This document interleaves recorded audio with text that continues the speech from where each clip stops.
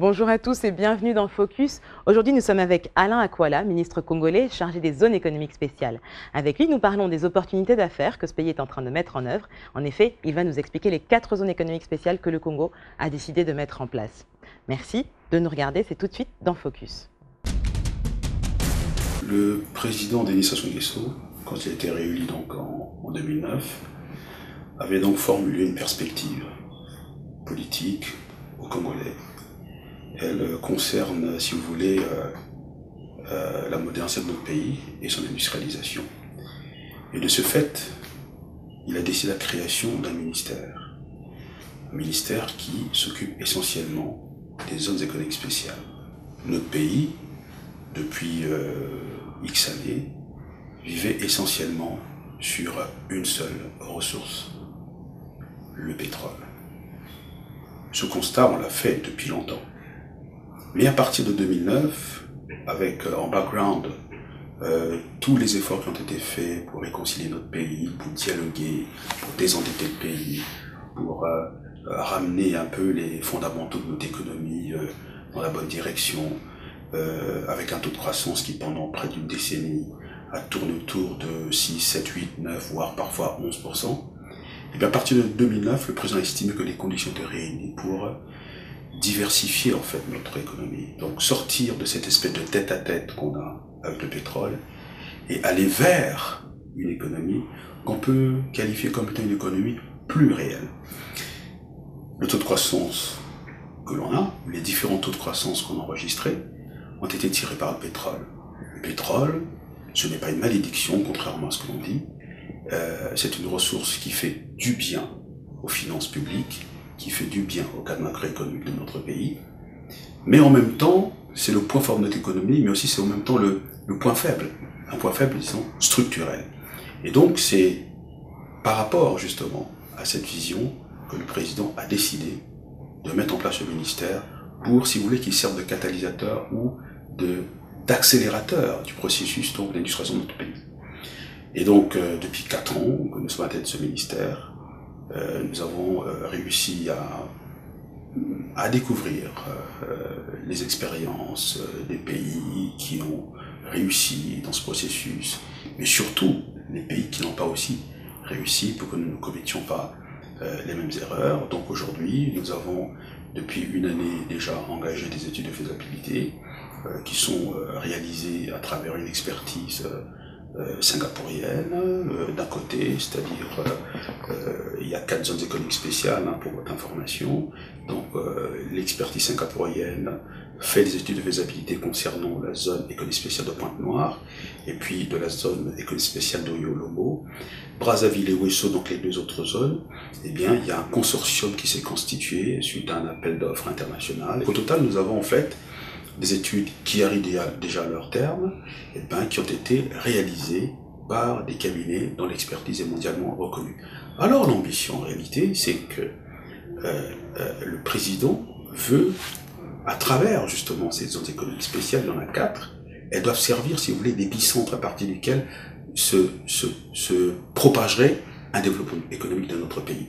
C'est construire en réalité de nouvelles villes en s'appuyant sur des activités industrielles. Parce que nous avons, on va dire, d'ailleurs c'est un cas qui est commun à toute l'Afrique, des économies qui ont été structurées par, on va dire, les intérêts des puissances coloniales, des économies de rente, où nous avons de la matière première mais qui est exportée, où les ressources minières sont exportées, et la création de la valeur ajoutée se réalise ailleurs. Donc aujourd'hui, le président a décidé que nous puissions, à travers justement la création des zones économiques spéciales, eh bien, transformer nos matières premières sur place, créer de la valeur ajoutée, parce que dans chaque filière industrielle, vous avez ce qu'on appelle une chaîne de valeur. Et donc pendant longtemps, nous avons exporté nos matières premières, mais en le faisant, en fait, nous exportions des emplois et on créait le chômage dans notre pays. Donc, l'ambition du président, c'est en fait de préparer, si vous voulez, le Congo des 20-30 prochaines années. D'abord, la zone économique spéciale de Ouesso, qui est donc dans le nord du pays, elle aura une spécificité par rapport justement aux ressources qu'il y a là-bas, au potentiel économique qu'il y a. Il y a un potentiel agricole, il y a du café, il y a du cacao, il y a du fer, il y a des palmeraies, donc toutes ces activités demain peuvent faire l'objet d'une transformation sur place, d'une création d'une filière industrielle sur place. Après Ouesso, vous avez donc Oyo-Lombo. Oyo-Lombo, évidemment, c'est une zone qui se construira, si vous voulez, autour de cet aéroport international qui a été construit là-bas, donc une infrastructure très très importante. Eh bien, c'est une zone qui pourra être dédiée, qui sera dédiée, parce que l'étude est terminée, à l'économie verte.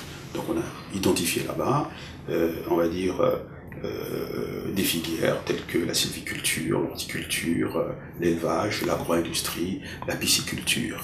Et évidemment, le corollaire de tout cela, c'est le tourisme qui va avec. Ensuite, Brazzaville. Brazzaville, nous sommes en face de Kinshasa.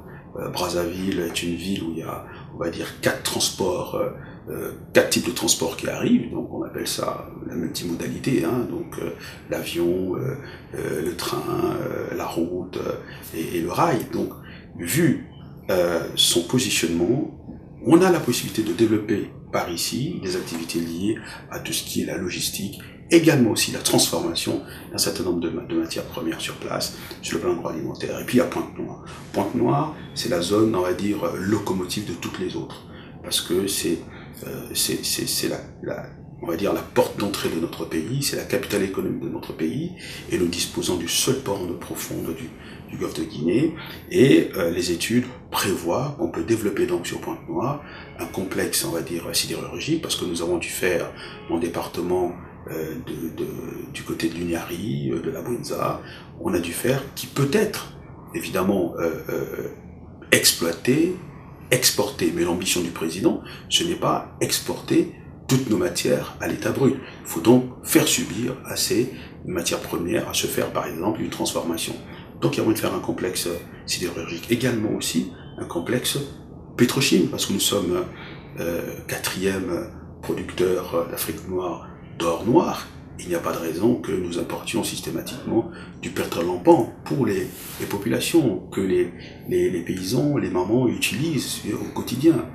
Même s'il y a de gros efforts qui ont été faits dans l'électrification du pays, mais dans certaines contrées, on n'y est pas encore, donc on utilise le pétrole en pan, donc qui intervient considérablement, si vous voulez, dans la qualité de vie des populations. Donc voilà, grosso modo, où est-ce que nous en sommes.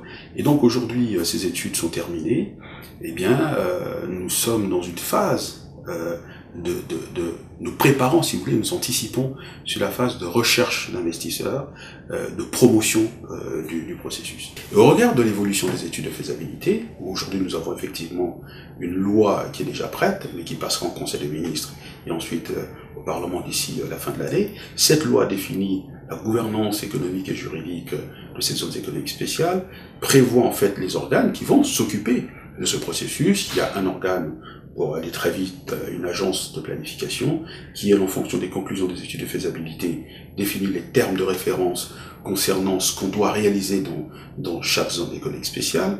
Ensuite, un développeur qui peut être un privé, ou alors on peut se retrouver dans un partenariat public-privé. Ce développeur doit développer, si j'ose dire, ce qui est prévu comme activité industrielle développée dans la zone, et puis une agence de régulation qui intervient s'il y a des litiges. Et donc, face à la présentation de cette armature, eh bien, le gouvernement chinois a sollicité que nous puissions justement mettre en place une société à capitaux mixtes, donc État congolais, État chinois, et c'est cette société qui pourra, en fait, lancer le processus des zones économiques spéciales, lever les fonds, pouvoir trouver des fonds pour construire des infrastructures. C'est autour des infrastructures de base que les zones économiques spéciales vont se construire. C'est-à-dire que ce type d'investissement n'est pas, si vous voulez, à la hauteur et ne peut pas être à la charge d'un opérateur privé, d'un investisseur privé. C'est le gouvernement, à travers des accords G2G, gouvernement-gouvernement, ou des partenaires publics-privés, peut effectivement lever les fonds et construire les infrastructures. Et ces infrastructures donnent l'orientation, si vous voulez, la spécialité de chaque zone économique spéciale. Donc nous connaissons aujourd'hui le coût on va dire, des premiers modules de chaque zone économique spéciale. Nous avons la loi qui va évidemment suivre son cours habituel, normal, donc toutes les conditions sont réunies. Et donc comment faire pour attirer les investisseurs? Déjà cet accord avec la Chine. Nous avons été dernièrement invités par la Confédération générale des petites et moyennes entreprises françaises.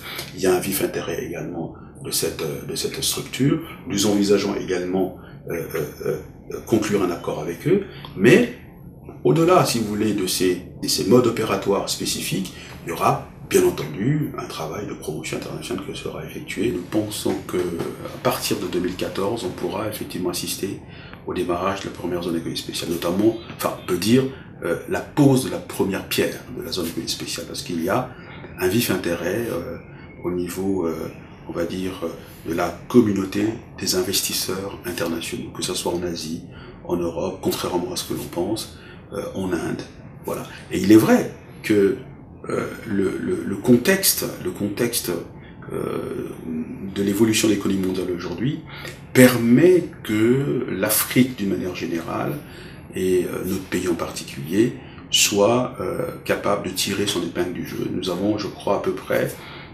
une fenêtre d'opportunité historique qui peut être à peu près de 5 ans. Parce que vous savez, on dit tous que le XXIe siècle est africain, tout le monde parle de l'émergence en Afrique. Il ne faut pas que ça soit des slogans. Il ne faut pas que ça soit des slogans. Nous connaissons le prix qu'on a payé pour retrouver justement la stabilité politique, la stabilité institutionnelle. En fait, les investisseurs constatent que la vision du président est bonne, constatent que le mode opératoire qu'on a trouvé est bien, constatent que le pays effectivement a un potentiel phénoménal. Nous sommes au cœur de l'Afrique centrale, nous donnons sur un marché sous-régional qui peut faire à peu près 300 millions d'habitants. On a une possibilité justement de nous projeter également à partir du port en eau profonde de Pointe-Noire dans d'autres pays du monde. C'est un avantage concurrentiel extraordinaire, mais ceux-ci se disent, mais si nous venons pour nous installer, on ne vient pas pour monter un projet sur 2 ans, sur 3 ans, sur 4 ans. On vient pour monter un projet sur 20 ans, sur 30 ans, sur 50 ans. Donc il faut en réalité une stabilité politique, institutionnelle, ad vitam aeternam. Alors que se passe-t-il par rapport à 2016 ? Il est clair que de manière officielle, il n'y a pas encore une position, on va dire, de la famille politique, la majorité présidentielle, même si c'est vrai l'opposition s'est déjà exprimée disant qu'elle était contre, on va dire, qu'on retouche la Constitution. Je considère qu'il est légitime que ce débat ait lieu et que des personnes comme moi qui pensons démocratiquement qu'il faut changer cette Constitution. Mais il faut dépassionner le débat, même s'il faut avoir de la passion dans son action, on va dire, politique, parce que sans passion ne fait rien de grand, mais il faut savoir raison garder, avoir la tête froide et débattre de ces questions tranquillement, mais en déconnectant ce sujet à Denis Sassou Nguesso. Si des pays tels que la Chine ont réussi à réaliser ce que ce pays a réalisé en 30 ans, Singapour, c'est parce qu'à un moment donné, il y a une appropriation collective d'une vision. C'est ça, j'allais dire, le défi. Deng Xiaoping, qui a eu justement cette vision d'ouvrir et de réformer économiquement, politiquement son pays, ça ne s'est pas fait facilement. Mais à un moment donné, il y a eu un débat et il s'est trouvé qu'une majorité s'est dégagée, que ce soit au niveau du Parti communiste chinois et de tout le pays.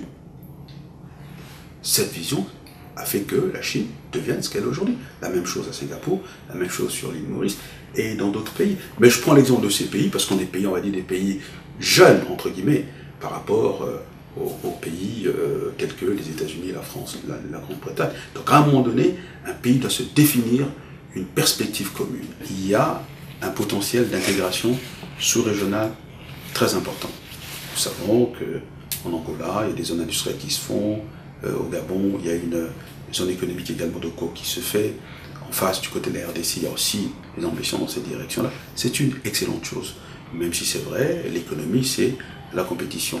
Mais il y a effectivement, au niveau de notre sous-région, un déficit du point de vue, si vous voulez, de l'économie, des échanges, on va dire, intra-pays. Depuis le plan d'action de Lagos dans les années 80, où on avait mis en place un certain nombre d'espaces économiques pour pousser justement à ce qu'il y ait une intégration économique africaine, qu'il y ait dans différentes régions des échanges qui puissent entraîner une croissance inclusive au niveau de ces pays. Bon, il y a une marge très importante.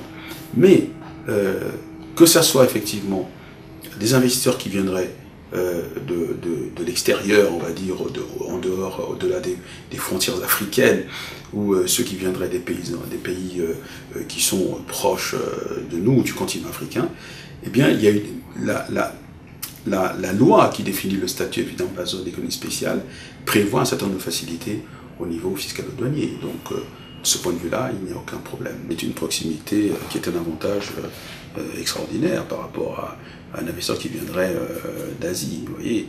Non, vous voyez, ce qu'il y a d'ailleurs d'intéressant, c'est que lorsqu'il y a des échanges avec ces investisseurs, se pose le problème évidemment de la qualité de la main-d'œuvre, effectivement. Parce que le potentiel existe, les études évidemment donnent des indications sérieuses, mais où trouver la main-d'œuvre? Donc de ce point de vue-là, il y a deux pistes. Il y a la formation qu'on doit octroyer aux jeunes Congolais. Il y a toute une sorte de repositionnement de la politique, l'enseignement et de la formation de notre pays. Mais en même temps, nous avons une deuxième piste que nous estimons comme étant la plus exploitable, utilisable immédiatement. C'est toute cette diaspora qui est partie, qui est formée et qui effectivement a déjà en elle la connaissance, si vous voulez, de la compétition et qui a déjà en elle la culture industrielle du travail. Et donc il y aura également un travail que l'on fera, disons, à destination de cette diaspora, la communauté des Africains qui sont à l'étranger, la communauté des Congolais qui sont à l'étranger, pour justement mettre en face de ces entreprises qui naîtront, qui se développeront ici, eh bien, une ressource humaine qui est capable justement de répondre à leurs attentes. Focus est terminé pour aujourd'hui. Merci à vous d'avoir regardé cette émission.